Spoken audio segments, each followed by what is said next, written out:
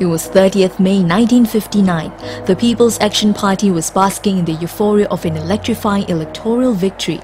To decide on who will be the Prime Minister, a secret ballot was cast. With the difference of one vote, Mr. Lee Kuan Yew went on to be Prime Minister, a post he held for the next 31 years. Born to a Straits Chinese Peranakan Hakka family on 16 September 1923 to a father just 20, a mother 16, Mr. Lee is the eldest of 5 children. He grew up with 3 brothers, 1 sister and 7 cousins living at 92 Kampong Java Road. As a young boy, Mr. Lee often played with the children of the Chinese fishermen and of the Malays living in a nearby kampong. He had no fancy clothes or shoes and no great abundance of toys. His father had been brought up a rich man's son, but the fortunes of both parents' families were destroyed in the Great Depression. He went to Telok Kurau Primary School, Raffles Institution and Raffles College, where he met his future wife Quang. Mr. Lee had wanted to study law at Cambridge University, but the outbreak of the Second World War delayed his plans. During the Japanese occupation, Mr. Lee worked as an English language editor for the Hodobu, a Japanese government propaganda publication, and operated a successful black market business selling tapioca-based glue. Mr. Lee's relationship with Kwak Yok Chu blossomed through the years of the Japanese occupation. After the war, Mr. Lee went on to study law at Cambridge University in England in 1946. Kwak joined him a year later. In December 1947, the couple married in secret in London. They later officially tied the knot in Singapore on 30th September 1950. He had tremendous aplomb, self-confidence, very jaunty. He was a handsome young man. After graduation, Mr. Lee returned to Singapore to start practicing law, but found his true vocation in the tumultuous politics of the time.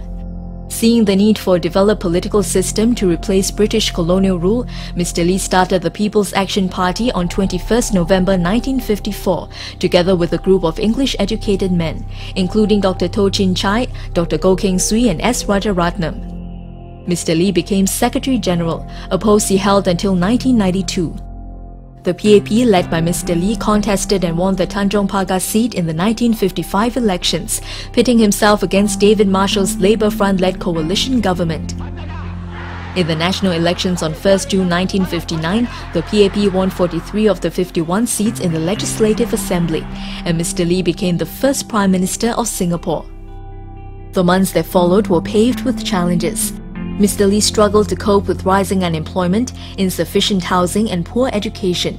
Faced with these problems, economic concerns and pressure from the pro-communist factions, Mr. Lee began to campaign for a merger with Malaysia to end British colonial rule in 1961. On September 16, 1963, Singapore became part of the Federation of Malaysia. Do hereby proclaim and declare on behalf of the people of Singapore that as from today, the 16th of September, 1963, Singapore shall forever be a part of the sovereign, democratic and independent state of Malaysia. However, the union was short-lived. Conflicts over unequal distribution of wealth, decreased trade, higher demand for Singapore's revenues, and most significantly, racial politics caused tensions to rise. Unable to resolve the crisis, Malaysian Prime Minister Tunku Abdul Rahman decided that Singapore should separate from Malaysia. Mr. Lee tried to work out a compromise, but without success. In a televised press conference, Mr. Lee broke down emotionally as he announced the separation. I had believed in Malaysian merger and the unity of these two territories. You know, as people connected by geography, economics, and ties of kinship.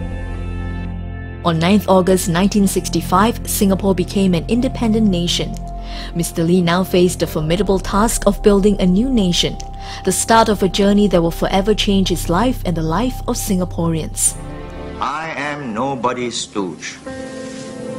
I am not here to play somebody else's game. I have